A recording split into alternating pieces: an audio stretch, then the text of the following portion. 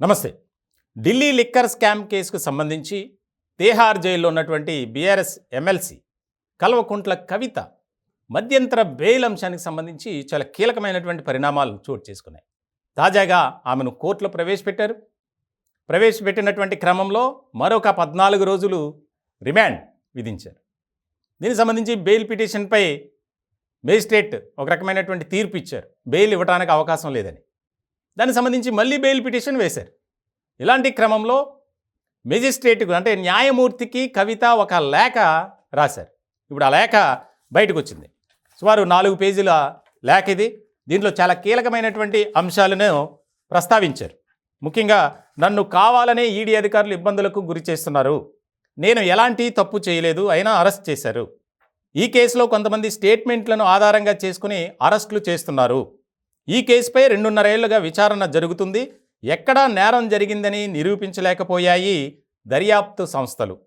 విచారణకు నేను సహకరిస్తున్నా, అయినప్పటికీ నాపై ఆరోపణలు చేస్తూనే ఉన్నారు. నేను ఒక బాధ్యత కలిగిన రాజకీయ నాయకురాలిని.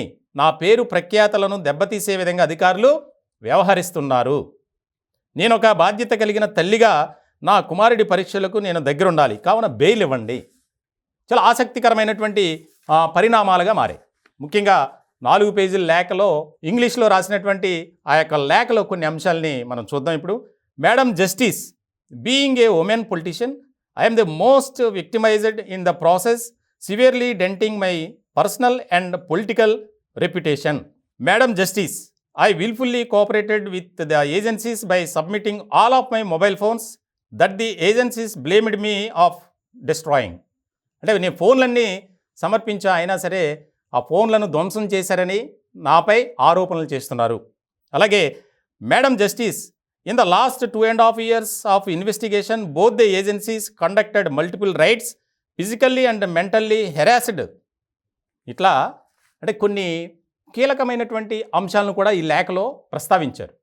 నన్ను మానసికంగా, శారీరకంగా ఈ యొక్క ఏజెన్సీలు వేధిస్తున్నాయి, దర్యాప్తు సంస్థలు చాలా బాధ పెడుతున్నాయి, కాబట్టి నాకు బెయిల్ ఇవ్వండి అనే అంశాలను కూడా ఇచ్చినటువంటి సందర్భం. Madam justice, this whole case is based on statements. Honourable justice Sanjay Khanna himself said, no money trail. Madam, it is an make or break year of my son from the education perspective. I fear my options might have a negative impact on him. తన కుమారుడు గురించి, exams గురించి ప్రస్తావించినటువంటి విషయం. Therefore I once again request you to consider my bail request.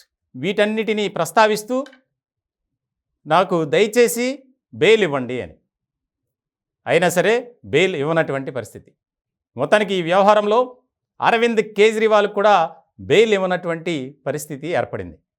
రానున్న రోజుల్లో ఈ కేసులో మరికొంతమంది అరెస్ట్ కాబోతున్నారు. ముఖ్యంగా కేజ్రీవాల్ కుటుంబానికి సంబంధించి, కవిత కుటుంబానికి సంబంధించినటువంటి కొంతమంది బంధువులు.